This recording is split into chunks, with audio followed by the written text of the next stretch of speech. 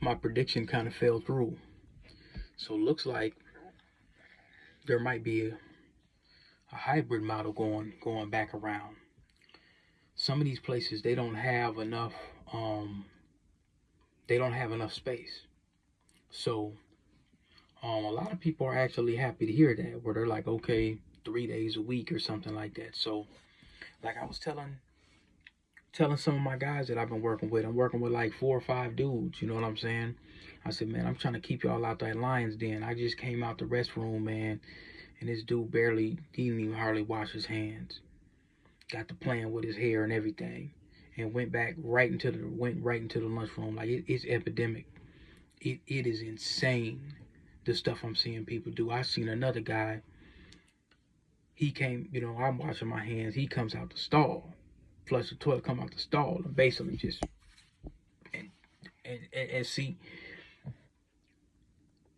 some of these folks. They want you to come to their potlucks and their barbecues. And I'm telling y'all, it's straight. It's demonic. It is insane the level that the levels and the stuff that I've been seeing. The sanitary, just how the lack of sanitary practices is just it's incredible. It is completely incredible. Um, I just got word for a position. I think it's a Fargo position. So you guys are gonna see my update on. You're gonna see my updates on.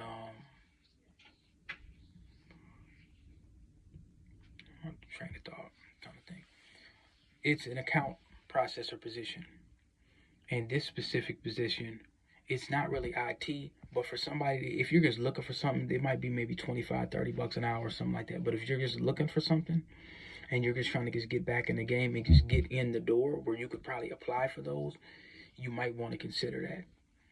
I still haven't heard back from the recruiter. It was this place called E Team. Sometimes they're a little janky. I had some people over there one time, but the guy hasn't responded yet. I'm just trying to get the rates. But sometimes now the recruiters, if they can't get you on the phone, everything's moving faster now. What they'll do is they might ignore you. You know what I'm saying? They'll be like, okay, well, this guy, he's probably just trying to refer somebody. But they send it directly to me. I'm not interested in it. It's not for me. I was just doing it. If somebody else wants it, they could have it. Because I'm always getting emails, at least once or twice a week now. It used to be like 10 or 15 emails. Over the past 5 years, I'd get like anywhere between 3 to 15 emails, a week. Sometimes 3 to 5 emails a day. But of course, that's slowing up right now. But yeah, that's another thing I was talking about, the hygiene. If they're starting to bring more people back in, some people they cleaned up a little bit during the pandemic or tried to, but they went right back to their old ways, man. And I try to, you know, I'm not doing the remote thing right now. So the only thing that I could really do is try to keep as much distance as I can.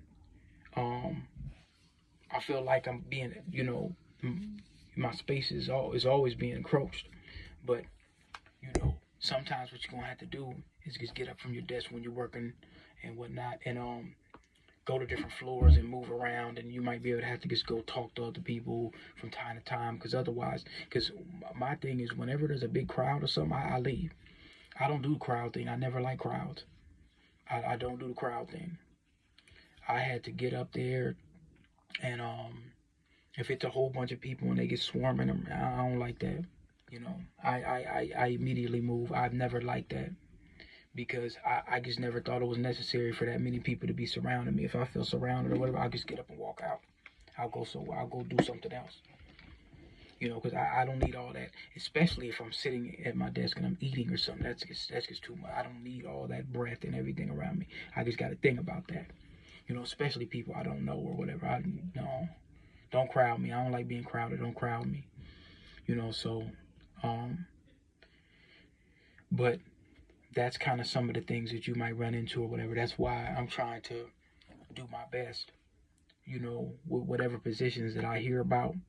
I vet those out for those guys the software brother and the business analyst brother, and this brother where he got his education, overseas or whatever, try to get them something remote or hybrid, so they don't have to really deal with all that, because now if they're used to it, then it's fine. But if you're working 100% remote, you're going to go through these motions. You're going to go through the motions because you're just used to a certain level of space.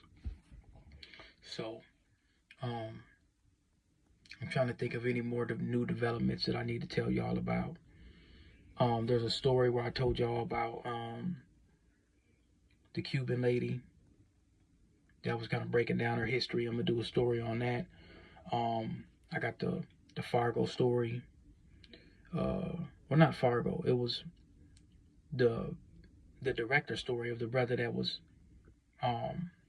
breaking stuff down to me downtown. I told the story a couple times, but I kind of got into a little bit more detail on what they do in terms of the Rosewood mentality. And I'm trying to think of, there's like one more part coming out about the brother that was basically saying that, he was telling Grateful Bob about who made it possible for him to, flourish. And that story is going to be coming out. But I'll see y'all in a minute.